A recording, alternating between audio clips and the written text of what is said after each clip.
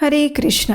बृहद नारदीय पुराण में कहा गया है, संपूज्य गंध कुसुमैर् विष्णुर्विष्णु तिथौ नृपः जन्मायुता जितैर्पापैर् मुक्तो व्रजति तत्पदम्।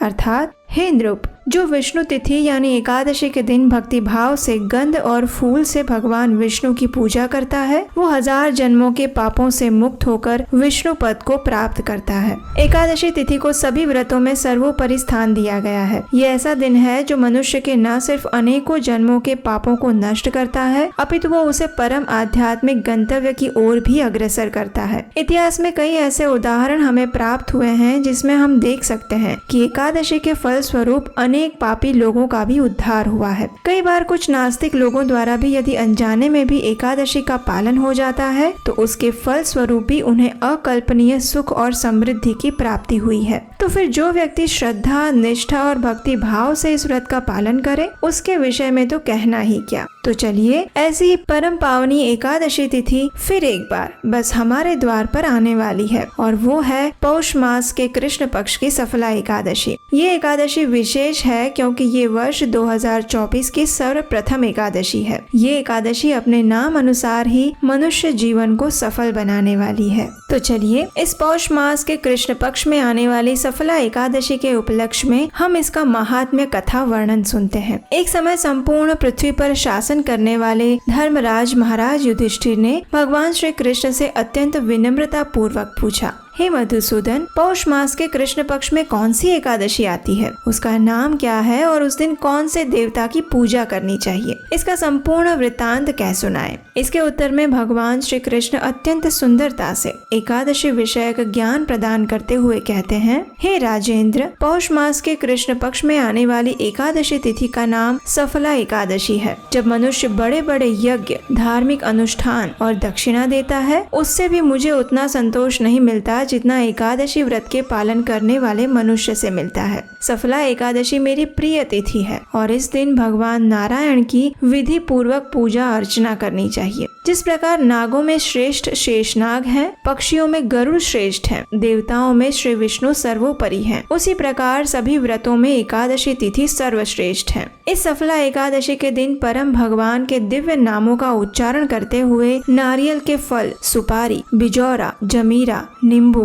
अनार, सुंदर आंवला, लौंग, बेर और आम के फलों से तथा सुगंधित पुष्प, धूप, दीप इत्यादि से श्री हरि का पूजन करना चाहिए। इस दिन विशेष रूप से भगवान श्री हरि को दीपदान करने का महात्म्य बताया गया है। रात्रि में वैष्णव पुरुषों के साथ मिलकर जागरण करना चाहिए। उस समय भगवान की दिव्य कथा का श्रवण और कीर्तन करना चाहिए। जो व्यक्ति एकादशी की रात्रि में जागरण करता है, उसे जिस फल की प्राप्ति होती है, वो फल हजारों वर्षों तक तपस्या करने से भी नहीं होती। तो चलिए, अब हमारे लिए सरलता से इस एकादशी का पालन करने की विधि क्या है, उसके विषय में संक्षिप्त में चर्चा करते हैं। यदि आप इस एकादशी का व्रत करने का संकल्प लेते हैं तो इसका प्रारंभ दशमी के दिन से ही करना चाहिए। दशमी के दिन संध्या के बाद अन्न प्रसाद नहीं लेना चाहिए। यदि आप चाहें तो फल, दूध इत्यादि ले सकते हैं। एकादशी के दिन प्रातः ब्रह्म मुहूर्त में उठ जाएं और स्नान इत्यादि नित्य कर्मों से निवृत्त होकर अपने घर में भगवान की मंगला आरती करें। यदि ये आपके लिए संभव ना हो तो आप मंदिर में जाकर या फिर ऑनलाइन इसका दर्शन भी कर सकते हैं। उसके पश्चात तुलसी देवी को जल अर्पण करें, उनकी प्रदक्षिणा करें और उन्हें प्रणाम करें। तुलसी देवी के समक्ष बैठकर प्रातः काल में ही जितना संभव हो अधिक से अधिक मात्रा में हरे कृष्ण महामंत्र का जप करें, क्योंकि वास्तव में हरे कृष्ण कृष्ण कृष्ण हरे हरे, हरे राम राम राम हरे हरे, ये महामंत्र ही इस कलयुग में जीवों का उद्धारक है। एकादशी के दिन उपवास करें। अपनी शारीरिक क्षमता अनुसार आप निर्जल जल के साथ, फल तथा दूध के साथ या फिर एकादशी प्रसाद के साथ उपवास कर सकते हैं, लेकिन एकादशी के दिन किसी भी स्थिति में अन्न भोजन ग्रहण ना करें, जैसे कि चावल, गेहूं, दाल, फलियां इत्यादि।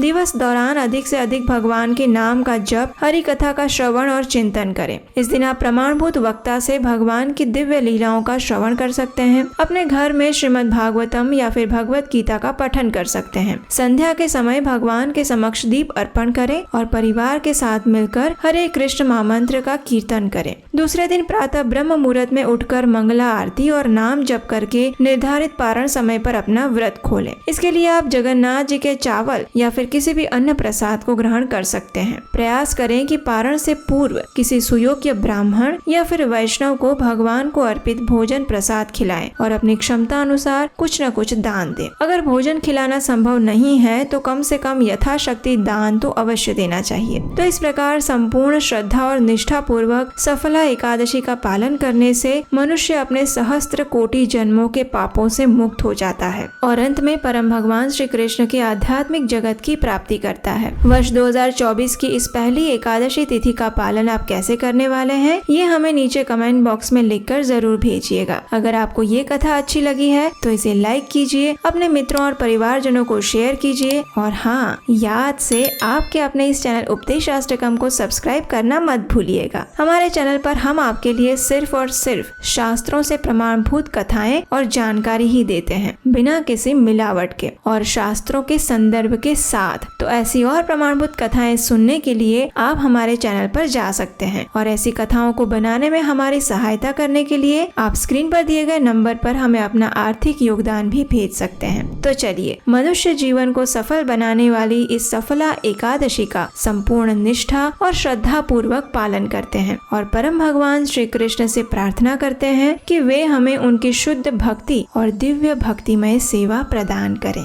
हरे कृष्णा।